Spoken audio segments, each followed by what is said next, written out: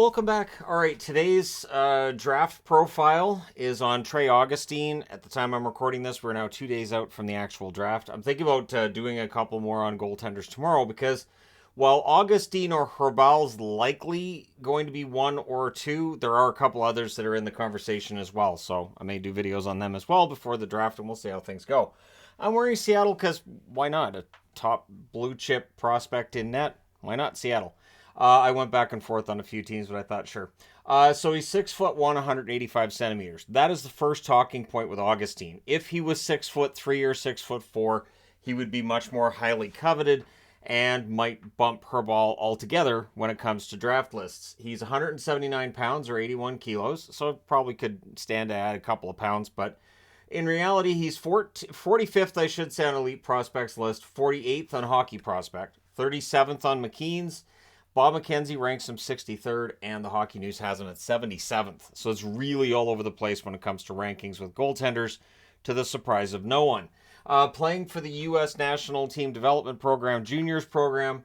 Last year he played 16 games for them, 3.64 goals against, 891 save percentage. This year in 14 games in that same program, 2.34 goals against, 928 save percentage. He wowed at the under-18s. 6 games, a 1.61 goals against average and a 934 save percentage. And at the under 20s, 6 games, 2.85 goals against, 891 save percentage. So against older competition, his numbers aren't quite as good, but still, he is projected to likely go in the first 2 rounds. So again, we'll see what happens. I figure Seattle. There are some teams that could use a good young goaltender, and why not? He's small amongst goaltenders in his draft class. In fact, he's the smallest one that Hockey Prospect has in their rankings at all. And so that could very well cause teams to take that pass on him. But he's very technically sound, and he's considered to be advanced. Considering he's not even drafted yet, his skill is advanced, and he's headed to Michigan State, so that should only help him playing in the NCAA. He has excellent quickness and reflexes, which is necessary if you want to get attention and turn the heads of anybody in terms of scouts, GMs, coaches, when you're a goaltender. You can be smaller as a forward, you can be smaller as a defenseman. It's not the death knell that it seems to be for goaltenders now. So one thing with him, he's got excellent quickness and reflexes, which is that big thing, but he's also not as athletic as Wolf or as Saros. He doesn't wow like they did. So Wolf, of course, Calgary's goaltender of the future. Saros, Nashville's goalie of the present.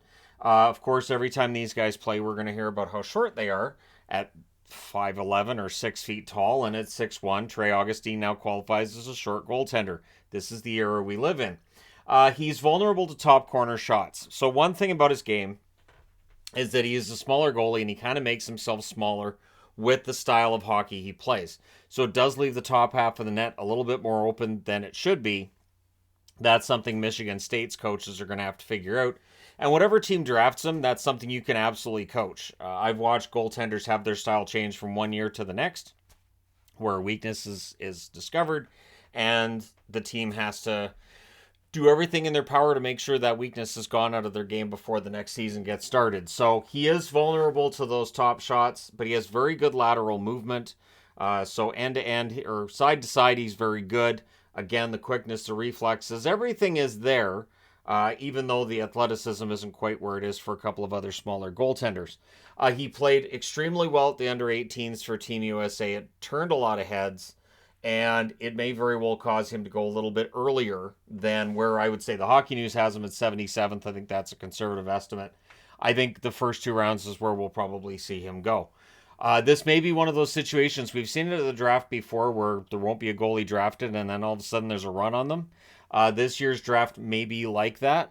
Maybe it's the second round. Maybe it's the third. Maybe the Hockey News ends up being right and ends up being the third. But Augustine's going to be a fascinating one to watch. So let me know your thoughts in the comment section below. As always, don't forget to hit like and subscribe if you're browsing your way through. You just happened upon this video. Thank you guys so much for watching, for all your support. I will talk to you again soon.